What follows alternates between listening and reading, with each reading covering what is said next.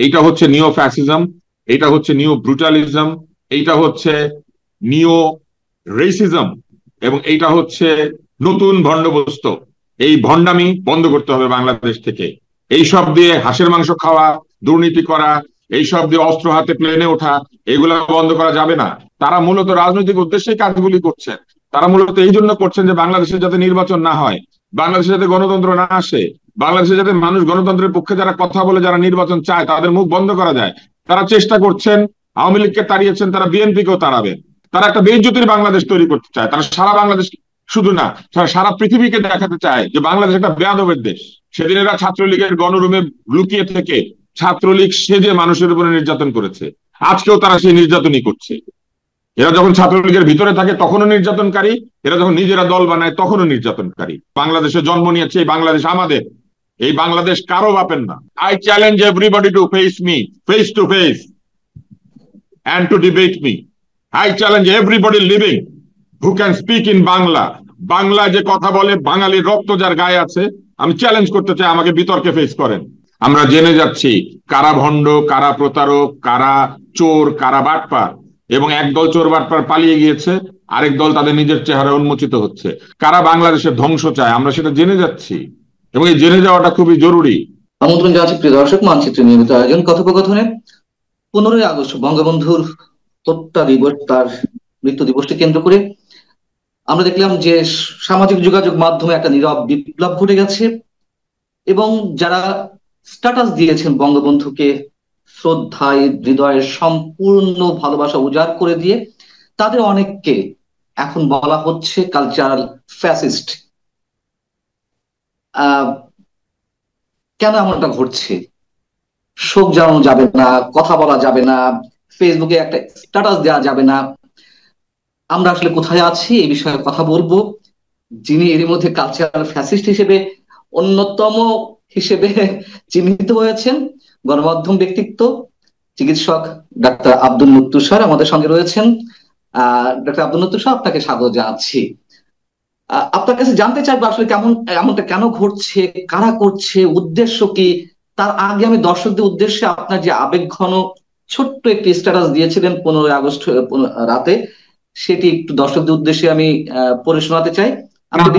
দর্শকরা আমার টাইমলাইনে গেলে পাবেন, দরকার নাই, আপনি সরাসরি প্রশ্ন। তারপর একটু বলি যে এর মধ্যে অপরাধ ওরা ওটা প্রিন্ট করেছে, ওরা কার্ড বানিয়েছে, সবাইকে ওরাই জানাচ্ছে। আমার টাইমলাইনে অল্প কিছু লোক দেখেছিল এটা, কিন্তু ওরা নিজেরা এটা সবার কাছে পৌঁছে দিচ্ছে। আমরা একটু প্রচার করি। প্রতিদানের প্রত্যাশাহীন, অমরত্বের বাসনাহীন এক সুপুরুষের মৃত্যুর দিন আজ। এই শ্রদ্ধাহীন, মমতাহীন, ভালোবাসাহীন সমাজে তিনি জন্মেছিলেন পরাধীনতার শৃঙ্খল মুক্তির স্বপ্ন দেখিয়ে এই জাতিকে স্বাধীনতার সূর্য উদ্ধার করে দিতে তাকে বিনম্র শ্রদ্ধা।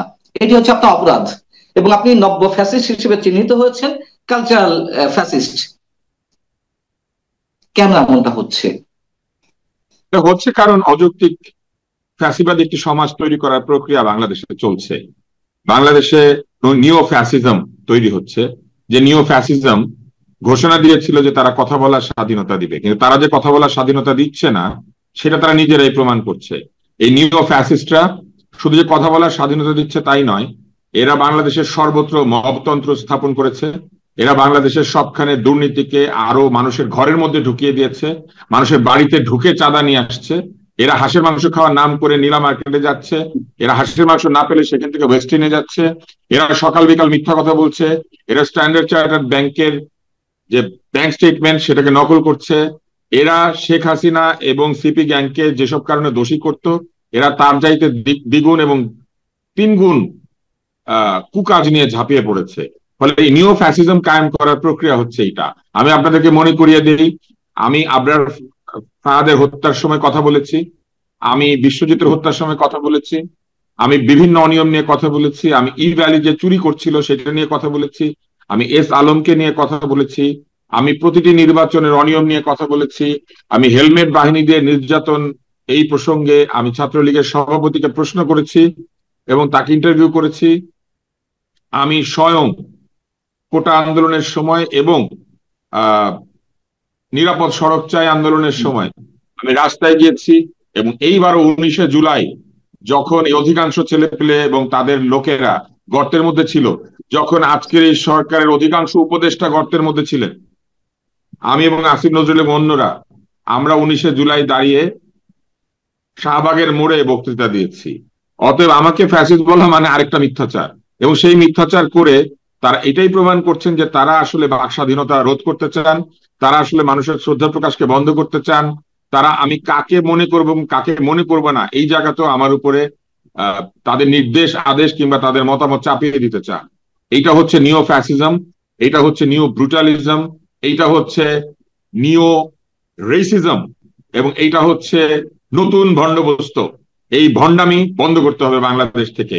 এইসব দিয়ে হাঁসের মাংস খাওয়া, দুর্নীতি করা, এইসব দিয়ে অস্ত্র হাতে প্লেনে ওঠা, এগুলা বন্ধ করা যাবে না।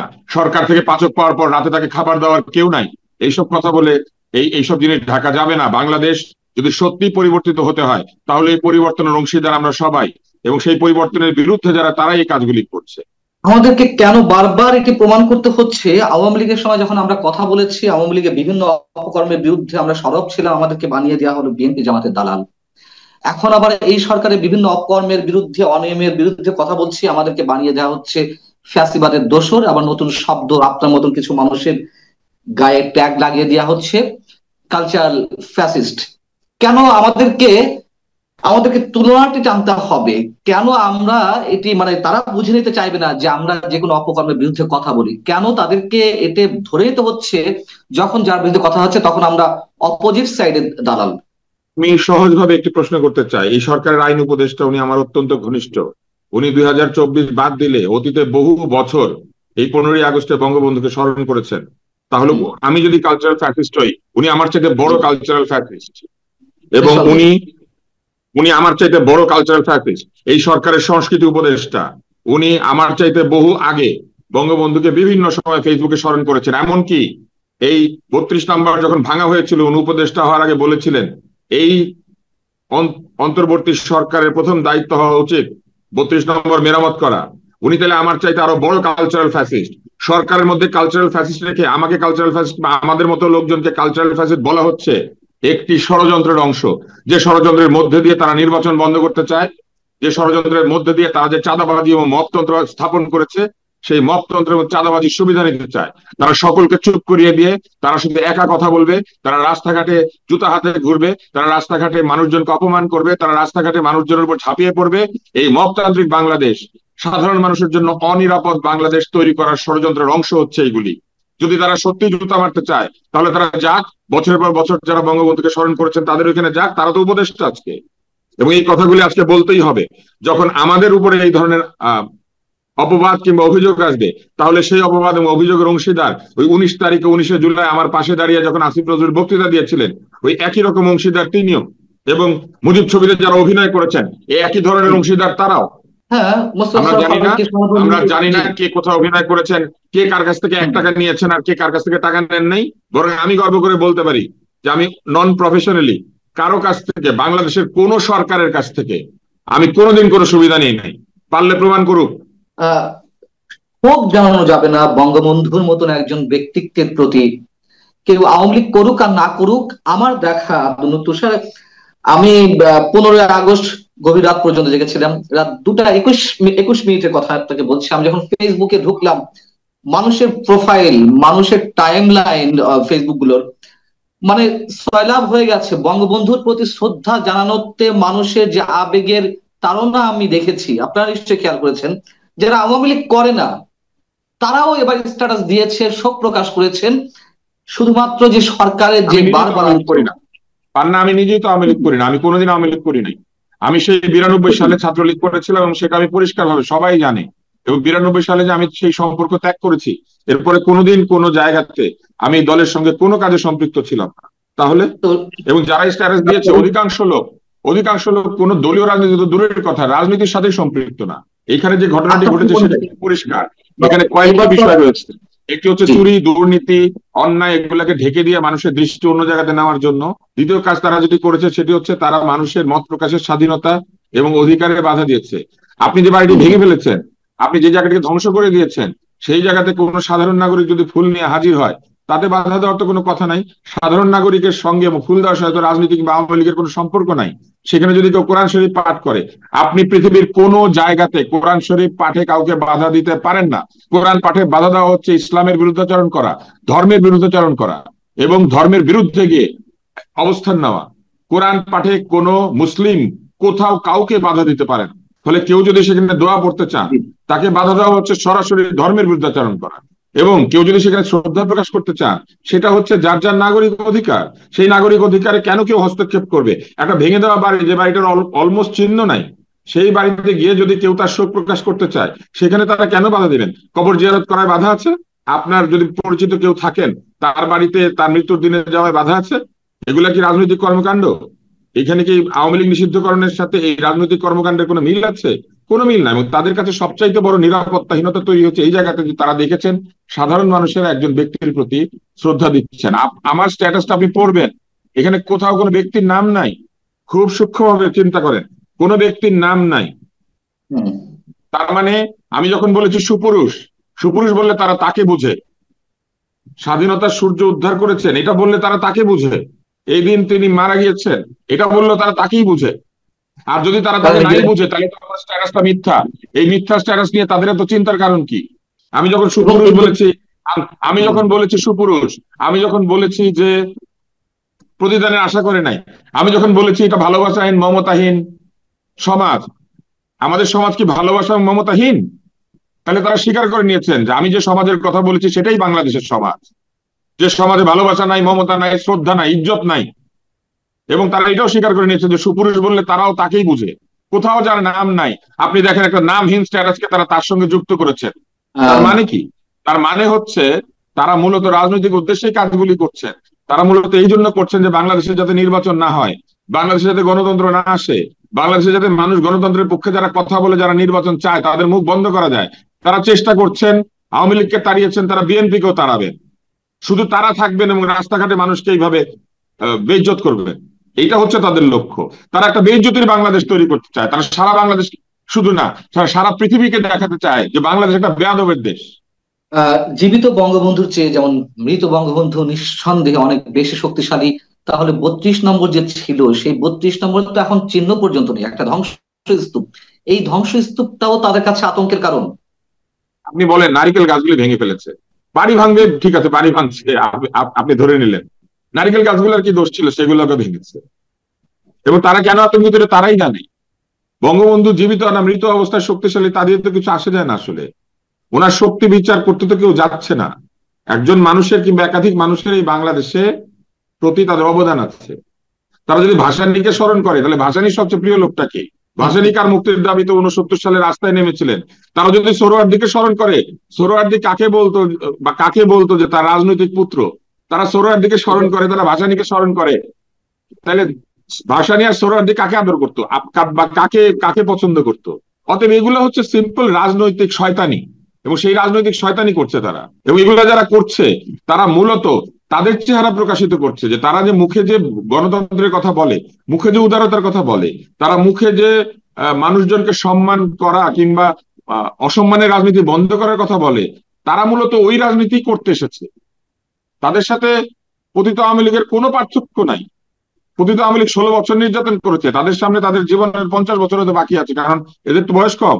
এরা আগামী 50 বছরে একই শাসন কায়েম করতে চায়। যদি গণতন্ত্র চায় নির্বাচনে আসুক, মানুষজনকে ভোটে দাঁড়াতে দিক, ভোটেই মানুষ বলবে কে ফ্যাসিস্ট কে ফ্যাসিস্ট না। ভোটেই মানুষ বলবে কারা কালচারালি অ্যাক্টিভ, কারা বাংলাদেশের সংস্কৃতিকে ধারণ করে এবং কারা করে না। কালকে বিএনপি, জামাত, সকল দল রাজনীতি, যারা রাজনীতি করতে পারছে এখন, সবাই ভোটে দাঁড়াক। তারা নির্বাচন চায় না, তারা এই সব করছে হচ্ছে নির্বাচন বন্ধ করার জন্য। বাংলাদেশে গণতন্ত্র আসুক, তারা সেটা চায় না। তারা নতুন একনায়কতন্ত্র চায়, নতুন ফ্যাসিজম চায়। এরা নিও ফ্যাসিস্ট। বরং আমরা ফ্যাসিজমের পতন চেয়েছি। আমরা বলেছি যে বাংলাদেশে ফ্যাসিস্ট সরকার চলবে না, আমরা বলেছি অগণতান্ত্রিক নির্বাচন চলবে না। এবং সেটা আমরা একদিন বলি নাই। এই আসিফ নজরুল আমার স্ট্যাটাস শেয়ার করেছেন, চাকরের সম্পদ দেখলে মালিকের সিন্ধুকের গভীরতা টের পাওয়া যায়। আমি বলেছি আই এম এ চুরালিয়া। সেদিন এরা গর্তে ছিল না শুধু, সেদিন এরা ছাত্রলীগের গণরুমে লুকিয়ে থেকে ছাত্রলীগ সেজে মানুষের উপরে নির্যাতন করেছে। আজকেও তারা সেই নির্যাতনই করছে। এরা যখন ছাত্রলীগের ভিতরে থাকে তখনও নির্যাতনকারী, এরা যখন নিজেরা দল বানায় তখনও নির্যাতনকারী। এরাই প্রকৃত নির্যাতনকারী। এরা এদের বন্ধুদের রক্তের উপর দিয়ে এইসব কাজ করছে। এদের বন্ধুদের এখনো চিকিৎসা হয় নাই, এখনো তারা প্রত্যেককে ক্ষতিপূরণ দিতে পারে নাই, এখন একটা পূর্ণ তালিকা বানাতে পারে নাই। এরা এখানে সেখানে হাঁসের মাংস খায়, এবং হাঁসের মাংস না পেলে ওয়েস্টিনে যায়, আর তাদের বন্ধুরা রাস্তায় রাস্তায় চিকিৎসার জন্য ঘুরে। এরা নিও ফ্যাসিস্ট। 15ই আগস্ট আমরা দেখলাম ডিজে পার্টিরও আয়োজন করা হলো ঢাকা বিশ্ববিদ্যালয় এলাকায়, এমন একটি শোকের হ্যাঁ, দিনে। গত বছর হয়েছিল। এবং আপনাকে আমি বলি, গত বছর যখন তারা ডিজে পার্টির আয়োজন করেছিল আমি স্ট্যাটাস দিয়েছিলাম। আমি এই বছর শুধু ওনাকে স্মরণ করি নাই, আমি গত বছর 5ই আগস্ট যখন এই সরকারের পতন হয়েছে আমি 15ই আগস্ট তাকে স্মরণ করেছি। আমার স্মরণ আমি করব, এবং এখানে বাধা যে দিবে সে ফ্যাসিস্ট, সে অগণতান্ত্রিক। আমার প্রশ্ন হচ্ছে যে এরা নিও ফ্যাসিস্ট, এবং যখন বুলডোজার দিয়ে 32 নম্বর গুড়িয়ে দেওয়া হলো, সরকারের কোন কোন উপদেষ্টা প্রচ্ছন্ন ভাবে তারা মানে স্ট্যাটাস দিল যে ফ্যাসিবাদের তীর্থভূমি আজকে গুড়িয়ে দেওয়া হবে, প্রকাশ্যে ঘোষণা দিল। সরকারি সংস্থা সিটি কর্পোরেশনের বুলডোজার নিয়ে আসা হলো, এবং আমরা একইভাবে দেখলাম এই 15ই আগস্টেও যখন মব ক্রিয়েট করা হলো 32 নম্বরের সামনে, যখন একজন মানুষ, একজন সাধারণ মানুষ রিক্সাওয়ালা ফুলিয়ে যাচ্ছে, তাকে মবের শিকার হতে হলো। আইন শৃঙ্খলা রক্ষাকারী বাহিনী তাদেরকেই প্রোটেক্ট করছিল যারা মব করছিল। তাহলে সরকারের প্রচ্ছন্ন সমর্থন তো রয়েছে নাকি? আওয়ামী লীগ বানিয়েছিল সিপি গ্যাং, এরা বানিয়েছে এনসিপি গ্যাং, নতুন সিপি গ্যাং। এবং শুধু তাই না, আমরা দেখি নাই নির্বাচনের সময় কারা কারা নির্বাচনের প্রচারণা চালিয়েছিল, আগের অতীতের ভুয়া নির্বাচনগুলির আমরা দেখি না, আমরা জানি না কার স্বামী কার স্ত্রী কোথায় গিয়ে নির্বাচনী প্রচারণা চালিয়েছিল, আমরা জানি না কে কতটা ডকুমেন্টারি বানিয়েছিল, আমরা কিন্তু জানি, কিন্তু আমাদের ভদ্রতার সীমানা আছে, আমরা সেগুলো বলি না। জানি না কে কোথায় কার অফিসের মধ্যে ঘন্টার পর ঘন্টা মিটিং করতো। আপনি তো আমাকে পাবেন না পলকের অফিসে, আপনি তো আমাকে পাবেন না মুস্তফা জব্বরের অফিসে, আপনি তো আমাকে পাবেন না তথ্যমন্ত্রী হাসান মাহমুদের অফিসে, আপনি তো আমাকে পাবেন না গণভবনে। আহ গত বলা 16 হচ্ছে বছরে যে গণভবনে কোনো দাওয়াতে আমার নাম ছিল না। গত 16 বছরে আমাদের মতো লোকেরা কোথাও দাওয়াত পাই নাই। এবং ইফতারের পেঁয়াজু খাওয়ায় ঠান্ডা পেঁয়াজু আর পচা ছোলা, সেই পচা ছোলা ঠান্ডা পেঁয়াজুর দাওয়াত আমরা পাই নাই। আমরা এইসবের জন্য রাজনীতিও করি না, রাজনৈতিক মতামত দেই না। আমরা বলি আমাদের মনের কথা, সেটা আমরা বলবো। বাংলাদেশে জন্ম নিয়েছে, এই বাংলাদেশ আমাদের, এই বাংলাদেশ কারো বাপের না। এই কথা বোঝার তাদের ক্ষমতা আছে কিনা আমরা জানি না। আমি যে এই প্রশ্ন কথা করতে বোঝার চাচ্ছি যে ক্ষমতা তাদের হাড়ে হাড়ে আছে, সেই জন্য নাম না লিখলেও তারা মানুষের নাম খুঁজে পায়। এটা ভালো বলেছেন। এবং I বলা challenge হচ্ছে যে them. I challenge everybody to face me, face to face, and to debate me. I challenge everybody living who can speak in Bangla. Bangla যে কথা বলে, বাঙালির রক্ত যার গায়ে আছে, আমি চ্যালেঞ্জ করতে চাই, আমাকে বিতর্কে ফেস করেন সাহস থাকলে। তারা বলছে যে টাকার বিনিময়ে আমরা বিক্রি হয়ে গেছে, যারা সরকারের সমালোচনা করছি। আব্দুল তুষারকে টাকা দিয়ে কেনার মতো কোনো লোক পৃথিবীতে জন্মায় নাই। শুধু শুধু আব্দুল তুষার কেন, এই ধরনের অভিযোগ তো আওয়ামী লীগ করেছে, আমরা যারা কথা বলেছি, আবার এখনো বলা হচ্ছে, মানে সরকারের বিরোধিতা করলেই টাকা দিয়ে বিরোধী দল কি নাই। আমি একটা জিনিস বুঝি না, আমরা সরকারের কোনো বিরোধিতা করি নাই, পান না, সরকারের কোনো বিরোধিতা করি নাই, সরকারের খারাপ কাজের সমালোচনা করেছি। সরকার ভুল করলে সেটা আমরা করবো। সেই জায়গা থেকে আমাদের সরকার, আমাদের সেই সরকারকে সমালোচনা করার জন্য বাংলাদেশে কোনো বিরোধী দল নাই। সরকার গণতান্ত্রিক সরকার না, সরকার অনির্বাচিত সরকার। সেই অনির্বাচিত সরকার ভুল সিদ্ধান্ত নিলে, ভুল কাজ করলে সেইখানে আমাদের কথা বলা দায়িত্ব, এবং আমরা সেই দায়িত্ব পালন করেছি সুনাগরিকে। নাগরিকের কাজ হচ্ছে সরকারকে ঠিক রাস্তায় রাখার চেষ্টা করা, সেটা আমরা আগেও করেছি। না, এই যে আমরা আগেও করেছি, তার আগেও করেছি। আমি একমাত্র ব্যক্তি যে সকল সরকারের সময় কালো তালিকাভুক্ত হয়েছি, অন্তত কিছুদিনের জন্য। হাতে গোনা কিছু মানুষ। এখন বিষয় হচ্ছে যে সবসময় বলা হয় যে যেহেতু আমাদের অবস্থান অলওয়েজ বিরোধী দলে আসনে, আমাদের অবস্থান যেহেতু আমরা ক্ষমতাকে প্রশ্ন করি, এবং বলা হয় যে বিরোধী দল টাকা দিয়ে কিনে ফেলেছে, কিন্তু এই সহজ জিনিসটা সাধারণ মানুষ কেন বোঝে না যে দালালি করলে তো সরকারি দলের দালালি করতে হয়, তাই না? সরকারের দালালি করতে হয়, সেখানে হালুয়া রুটির ভাগটা খুব সহজে পাওয়া যায়, মোটা অঙ্কের টাকা পাওয়া যায়। বিরোধী দলে কেন থাকতে হয়, বা বিরোধী দলের অবস্থানে কেন আমাদের থাকতে হয়? যেহেতু আমরা কোনো সময় আমরা বিরোধী অবস্থানে ছিলাম না, আমরা সবসময় সরকারের সবচেয়ে বড় বন্ধু, কারণ আমরাই সরকারের ভুল ত্রুটিগুলাকে মনে করিয়ে দেওয়ার চেষ্টা করেছি। বিরোধী হচ্ছে তারা যারা প্রত্যেকদিন তেলের শিশি হাতে সরকারের কাছে গিয়ে হাজির হয় এবং তেল দিয়ে কিছু না কিছু নিজেদের জন্য পায়। নিজের স্বার্থ বিবেচনা করলে আমার মতো বা আমাদের মতো লোকদের কোনো কথা বলারই কথা না, কারণ আমরা কোথাও গিয়ে হাত পাতলে আমরা পেতাম, কিন্তু এই ভিক্ষা করার স্বভাব আমাদের নাই, চাঁদাবাজি করার স্বভাব আমাদের নাই। হাসনাত আব্দুল্লাহ মন্তব্য করেছেন যে আগস্ট শোকের দিন নয়, আগস্ট আনন্দের মাস। কি উনি বলবেন? আনন্দ করুক, ওনাকে তো কেউ না করে নাই। উনি আনন্দ যদি করতে পারেন, আরেকজনের শোক করার আনন্দ স্বাধীনতাও আছে। ওনার যেমন আনন্দের স্বাধীনতা আছে, অন্যের শোক প্রকাশ করারও স্বাধীনতা আছে। ওনার যদি অশ্রদ্ধা করার স্বাধীনতা থাকে, আরেকজনের শ্রদ্ধা করার স্বাধীনতা আছে। আহ আপনার কাছে আমার শেষ যে প্রশ্নটি, এই ধারা কতদিন চলবে, অথবা এই আমরা ধারা আল্লাহ যতদিন চায় ততদিন চলবে। কারণ এই সবই হচ্ছে, আমি আমি সবসময় হচ্ছে, আমি বিশ্বাস করি যে আহ কোনো কিছু এই পৃথিবীতে ঘটে না যেটা প্রকৃতির নিয়মের বাইরে, এবং কোনো কিছু এই পৃথিবীতে ঘটে না মহান সর্বশক্তিমান আল্লাহ তাআলার নির্দেশ ছাড়া। ফলে সকল যা কিছু ঘটছে, এই সব কিছুর মধ্যে আমাদের জাতির মঙ্গল নিহিত আছে। আমরা জেনে যাচ্ছি কারা ভণ্ড, কারা প্রতারক, কারা চোর, কারা বাটপার, এবং একদল চোর বাটপার পালিয়ে গিয়েছে, আরেক দল তাদের নিজের চেহারা উন্মোচিত হচ্ছে। আমরা জেনে যাচ্ছি কারা মিথ্যা কথা বলে, কাদের মনের মধ্যে ঘৃণা, হিংসা, বিদ্বেষ, কাদের মনের মধ্যে কোনো ক্ষমা নাই, ভালোবাসা নাই, প্রেম নাই, এই মানুষের প্রতি কোনো তাদের শ্রদ্ধাবোধ নাই, কারা বাংলাদেশের ধ্বংস চায়, আমরা সেটা জেনে যাচ্ছি। এবং এই জেনে যাওয়াটা খুবই জরুরি। কোনো মানুষ অমর না, কোনো এই কথা মানুষ খুবই মূল্যবান। অবিনশ্বর না, কোনো মানুষ তার নিজের ধ্বংস কিংবা এই পৃথিবীর ধ্বংস ঠেকাতে পারবে না। কিন্তু প্রতিটি মানুষ এই পৃথিবীতে আসে সুমান সুনাগরিক হওয়ার, ভালো মানুষ হওয়ার দায়িত্ব নিয়ে। এবং সেই ভালো মানুষ হওয়ার প্রথম পদক্ষেপ হচ্ছে অন্যের অধিকার ক্ষুণ্ণ না করা। আল্লাহ তাআলা বলেছেন যে তিনি তার সঙ্গে কোনো অন্যায় হলে সেটি মাফ করবেন, কিন্তু বান্দার সঙ্গে কোনো অন্যায় করলে সেটা তিনি মাফ করবেন না। এইটাকে বলা হয়েছে হাক্কুল ইবাদ। যারা হাক্কুল ইবাদ ক্ষতিগ্রস্ত করে, যারা হক্কুল ইবাদ মানে না, যারা হক্কুল ইবাদ ভঙ্গ করে, আল্লাহ তাআলা বলেছেন যে ক্ষতিগ্রস্ত ব্যক্তি তাকে ক্ষমা না করা পর্যন্ত তিনি ক্ষমা করবেন না।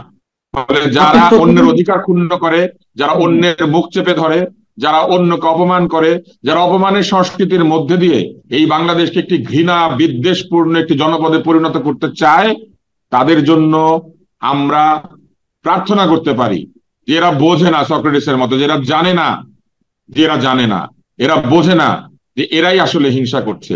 এরা জানে না যে যে আগুন তারা প্রজ্বলিত করছে, সে আগুন একসময় তাদেরকে স্পর্শ করবে, এবং সেই আগুন নেভানোর জন্য এই বাংলাদেশে কোনো মানুষ অবশিষ্ট থাকবে না। এই বাংলাদেশ থেকে যদি লিবারেল মানুষেরা, উদার মানুষেরা চলে যায়, তাহলে মধ্যপন্থী মানুষেরা যদি চলে যায়, তাহলে এই আগুন নেভানোর ক্ষমতা এই বাংলাদেশে আর কারো থাকবে না। তারা যা করছেন, এটা বাংলাদেশকে একটি অত্যন্ত বিপদ সংকুল জনপদে পরিণত করছেন, যেখানে প্রতিটি মানুষকে অবিশ্বাস করবে, এবং এই অবিশ্বাসের বাংলাদেশ তৈরি করার মধ্যে দিয়ে তারা মূলত বাংলাদেশের সর্বোচ্চ ক্ষতি সাধন করছেন। আপনি বিজ্ঞানের কথা বললেন, প্রকৃতির কথা বললেন, প্রকৃতির বিচার আছে। আপনি ধর্মের কথা বললেন, সৃষ্টিকর্তার বিচার আছে। এবং বিজ্ঞানও তো সেটি বলে, প্রত্যেক ক্রিয়ারই একটি সমান প্রতিক্রিয়া আছে। এরা কি সেগুলো কিছুই বোঝে না? ভাবে চিন্তা করেন, যার বয়স 86 বছর, 84 বছর, এই প্রতিক্রিয়া তাকে স্পর্শ করবে না, অথবা করতে নাও পারে। কিন্তু যার আজকে বয়স 30 বছর, তাকে কিন্তু এই প্রতিক্রিয়া স্পর্শ করবে। এবং আজ হোক, কাল হোক, আজ থেকে 30 বছর পরে হোক, 40 বছর পরে হোক, এদের সন্তানেরা এদেরকে অপমান করবে, এদের নাতি নাতনিরা এদেরকে অপমান করবে, এদের এই বাংলার মাটি, পানি, জল সবকিছু এদেরকে অপমান করবে। কারণ অসম্মানের সংস্কৃতির মধ্যে দিয়ে কোনোদিন মানবিক সমাজ তৈরি করা যায় না। অসম্মানের সংস্কৃতির মধ্যে দিয়ে, অন্যায়ের মধ্যে দিয়ে কোনোদিন ন্যায়কে প্রতিষ্ঠিত করা যায় না। অহংকার এবং ক্ষমতার দম্ভের মধ্যে দিয়ে কোনোদিন নিজেকে ক্ষমতায়িত করা যায় না। এবং আজকে নিজের দুই পা চেয়ারের চার পাকে একসঙ্গে করে যারা নিজেদেরকে 6 পা বলে ভাবছেন, এদেরকে বুঝতে হবে এরা তেলাপোকার মাকড়সার জায়গাতে নিজেকে নিয়ে যাচ্ছেন। এদের মনে রাখতে হবে যে এই 6 পা না, বরং সেই মানুষই শ্রেষ্ঠ মানুষ, যে মানুষ তার নিজের 2 পায়ের উপর দাঁড়িয়ে মাথা নত করে না। আমরা শেষ করবো ডক্টর আবু তুষার। আমাদের উপসংহার টানার কিছু নেই। আপনি যা বলেছেন, প্রতিটি লাইন, প্রতিটি শব্দ, এগুলো আসলে খণ্ডন করা কিছু নেই। না, খণ্ডন করার সবকিছু আছে। এটা খণ্ডন করার জন্য জুতা আছে, এটা খণ্ডন করার জন্য তাদের কাছে অন্যান্য জিনিস আছে, কিন্তু যা নাই সেটা হচ্ছে বিদ্যার বুদ্ধি, যা নাই সেটা হচ্ছে কলম, যা নাই সেটা হচ্ছে মানুষকে সত্য কথা বলার ক্ষমতা, যা নাই সেটা হচ্ছে নিজের চেহারায় দাঁড়িয়ে সামনাসামনি মুখোমুখি একজনের সঙ্গে কথায় এবং কাজে প্রতিদ্বন্দ্বিতা করা। এরা নির্বাচনে হারবে, এরা কথায় হারবে, এরা বিদ্যা এবং বুদ্ধিতে হারবে, কারণ এদের লেখাপড়ার দিকে মনোযোগ নাই। এদের কাজের দিকে মনোযোগ নাই, এদের মনোযোগ হচ্ছে শুধু প্রতিপক্ষকে দমন করার মধ্যে। পতিত স্বৈরাচারের সবচেয়ে বড় আদর্শিক উত্তরাধিকার হচ্ছে এরা। পতিত স্বৈরাচারের যে আদর্শ, সেই আদর্শকে এরা টিকিয়ে রেখেছে এখনো বাংলাদেশে। তাহলে ছাত্রলীগের যে শক্তি ছিল, তাদের মাদার সংগঠন আওয়ামী লীগ বা সরকার, তাহলে এদের শক্তিও তো সরকার নাকি? এই কাজে কেউ বাধা দেয় না কেন? এইসব অন্যায় কাজে কেউ বলে না কেন তাদেরকে যেটা ঠিক হচ্ছে না? আমার পাশে দাঁড়িয়ে আসিফ নজরুল বক্তৃতা দিয়েছেন, আজকে আমাকে কালচারাল ফ্যাসিস্ট বলে। আসিফ নজরুলের বলা উচিত কে কালচারাল ফ্যাসিস্ট কে না, ফারুকের বলা উচিত, তারা বলবে না। এবং রেজওয়ান হাসানের বলা উচিত, শারমিন মুর্শিদের বলা উচিত। শারমিন মুর্শিদ শারমিন মুর্শিদ, ওনার বাপ আমাকে চিনতেন, আমি আজকে নাম ধরে ধরে বলবো। আপনার কি মনে হয় তারা বলবে? এই জন্য তো আমি চ্যালেঞ্জ করছি, এই রাষ্ট্রকে ওনারা যদি, এই সরকারকে যদি ওনারা পরিচালনাই করেন, তাহলে এইভাবে তারা পরিচালনা করছেন। এবং সরকার তো বোবা কালা, এগুলো হচ্ছে তাদের সুশীলতা, এগুলো হচ্ছে তাদের ভদ্রতা। অনেক অনেক ধন্যবাদ ডক্টর আব্দুল লতিফ সাহেব আপনাকে। ভালো থাকুন আপনি, দর্শক ভালো থাকুন। তারপরেও ডক্টর হুমায়ুন আহমেদ, ডক্টর বললে তো তাকে অনেকে চিনবেন না, তিনি বলে গেছেন যে এই সমাজে ফেরেশতা আর শয়তান ছাড়া কেউ ভালো থাকতে পারে না। তো নিশ্চয়ই আমরা সেটি হারে হারে উপলব্ধি করছি। আমরা হয় ফেরেশতা অথবা শয়তান যদি ভালো থেকে থাকি, আর মানুষ হলে তো ভালো থাকার কথা নয়। ডক্টর আব্দুল লতিফ সম্ভবত সেই কথাগুলোই আমাদের মনে করিয়ে দিয়েছেন। আল্লাহ হাফেজ, ভালো থাকুন।